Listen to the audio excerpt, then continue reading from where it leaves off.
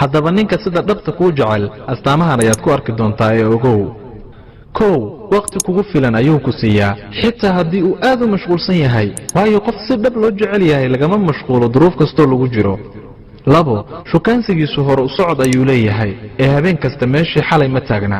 saddex, hadallada uu kuu adeegsanayo waa kuwo ay ku dhahan yihiin anshax iyo usluub si uu u ilaaliyo sharaftaada. afar, marka uu kuu sheekaynayo hadalladiisa way xadidan yihiin oo kama helaysid been, kala hadlid iyo faan. shan, markii aad isku dhacdaan wuu ku dejiyaa xitaa haddii aad adigu qaladka lahayd. lix, kama dhargo sheekadaada, wakhtigaagana xisaabin maayo, mana dareemayo caajis iyo wixii la mida, mar kasta wuxuu isleeyahay may wax yar kula sii joogto.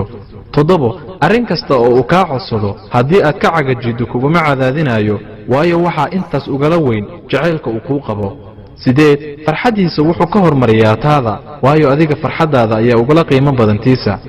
sagaal, wax kasta oo aad jeceshahay ayuu kula jecel yahay, maxaa yeelay qalbigiisa dhankaaga ayuu u soo janjeeraa.